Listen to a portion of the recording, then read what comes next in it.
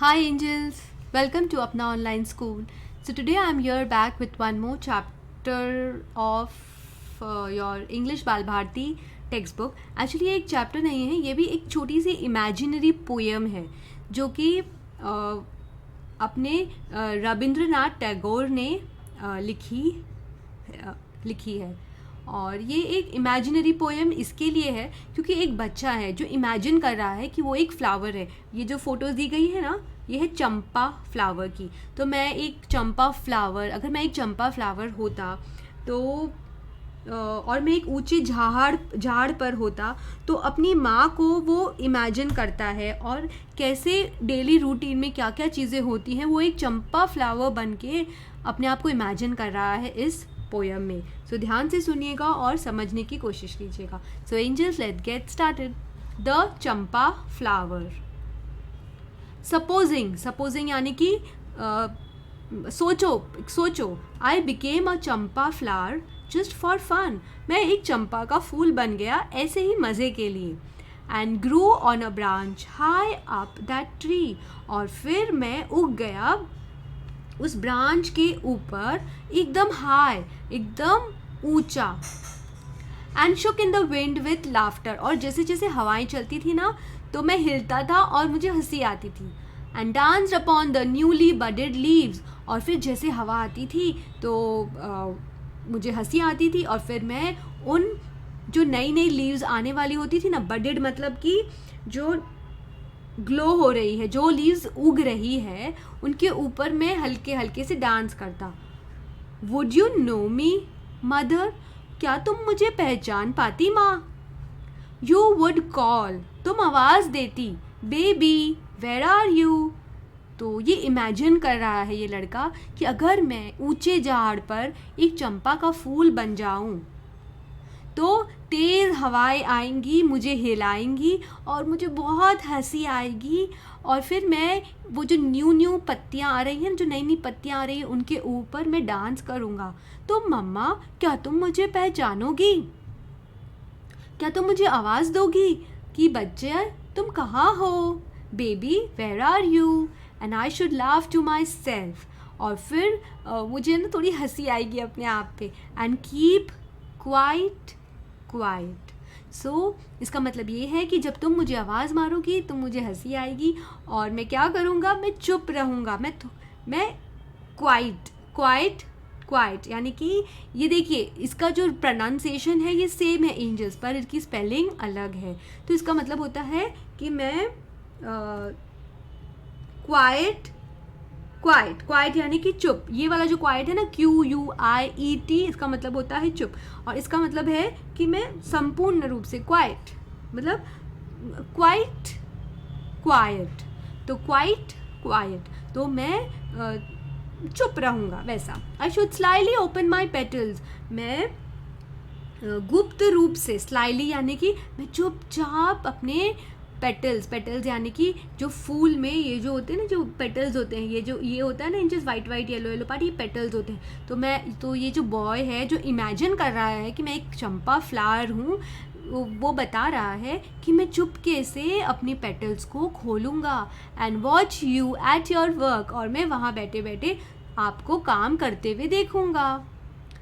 When after your bath, जब आप नहा लोगे, with wet hair spread on your shoulders, जब आपके गीले बाल आपके कंधे पे रहेंगे, you walk through the shadow of the Champa tree। और चंपा का जो झाड़ है वो शैडो दे रहा है ना, तो आप वहाँ पे चल के आएंगी। To the little court where you say your prayers। सो आप वहाँ पे चल के आएंगी। कोर्ट यानी कि न्यायालय होता है, तो वो ऐसे इमेजिन कर रहा है हर चीज़ कि आप वहाँ पे चल के आएंगी और वहाँ पे आके आप प्रार्थना करेंगी भगवान से। You would notice the scent of the flower. और फिर आपको फूल की खुशबू आती। But not know that it came from me. पर आपको ये नहीं पता होता कि वो मेरी खुशबू है, मैं एक फूल बन चुका हूँ ना, तो आपको नहीं पता होता ये बात। When after the mid day meal, वो जैसे ही दोपहर का खाना हो जाता, you sat at the window reading Ramayana. तो जैसे ही दोपहर का खाना हो जाता मम्मा, आप खिड़की के पास बैठ के क्या पढ़ती, रामायणा। सो एंजल्स, रामायणा एक एपिक बुक है जो श्री राम जी की स्टोरी है, ये एक ग्रंथ है और बहुत ही सुंदर स्टोरी है ये। And the tree's shadow fell over your hair and your lap, और जो ये बड़ी सी ट्री है ना चंपा फ्लावर की, इसका शैडो आपके बालों पे और आपकी गोदी पे आ रहा है। I should fling my wee little shadow, और फिर मैं ना आपके ऊपर ये छोटा सा शैडो डालूंगा। On to the page of your book, आप जो बुक पढ़ रहे हो ना रामायण, उसके ऊपर भी ये हल्का सा शैडो आएगा। Just where you were reading, जहाँ आप पढ़ रही थी। But would you guess that it was the tiny shadow of your little child. So मम्मा, क्या आप गेस कर सकते हो, क्या आप सोच सकते हो कि ये जो परछाई थी, ये जो शैडो था, ये आपके बेबी का था। When in the evening, जब शाम हो जाती है, you went to the cow shed, आप काउ शेड मतलब कि जहाँ पे काउज रहते हैं, तो जब शाम होते से ही आप काउ शेड में जाते हो with a lighted lamp in your hand, आपके हाथ में एक लैम्प होता है जो लाइट देता है ना अपन को, हाथ में अपन लेके जाते हैं, उसमें लाइट होती है। I should suddenly drop on to the earth again, और फिर मैं धरती पे, अर्थ पे गिर जाता हूँ। And be your own baby once more, और फिर से मैं आपका बेबी बन जाता हूँ। And beg you to tell me a story, और फिर मैं आपको बोलता हूँ प्लीज़ मम्मा मुझे एक स्टोरी सुनाओ ना। Where have you been you naughty child, और फिर मम्मा कहती है अरे नॉटी बेबी तुम कहाँ थे। I won't tell you mother, और फिर मैं मम्मा से कहता हूँ मैं आपको नहीं बताऊँगा। That's what you and I would say then, तो उस वक्त तुम और मैं यही बोलेंगे कि मम्मा मैं आपको नहीं बताऊंगा कि मैं कहाँ गया था। सो एंजल्स, ये एक इमेजिनरी पोएम है, मतलब ये एक इसको कहते हैं मेक बिलीफ, मतलब कि हम सोच रहे हैं कि ये जो बॉय है ये सोच रहा है कि मैं एक चंपा फ्लावर बन गया हूँ और अपनी मम्मा से छुप रहा हूँ, और अपनी मम्मा को वहाँ बैठे बैठे वो देख रहा है। और फिर जब वो अर्थ पे बाद में जब वो गिर जाता है, शाम होते से ही उसकी मम्मा के पास फिर आ जाता है, और फिर उसकी मम्मा उसे कहती है अरे तुम कहाँ थे नॉटी चाइल्ड, तो वो कहता है आई वोंट टेल यू, मैं आपको नहीं बताऊँगा। और फिर वो कहता है कि जो हमको पता है कि वो एक इमेजिन कर रहा था फ्लावर बनना, हम उसकी मम्मा को नहीं बताएंगे।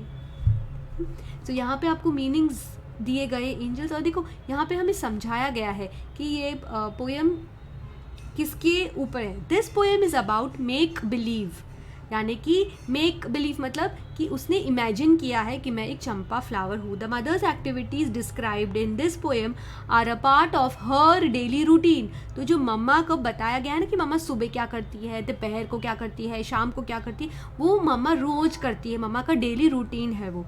But the child wants to play a new role, लेकिन उस बच्चे को एक नया रोल प्ले करना है जस्ट फॉर फन, सिर्फ मस्ती के लिए। तो उसने एक चंपा फ्लावर बनने का सोचा। सो एंजल्स, है ना interesting? So do read this poem again and enjoy. Bye for now.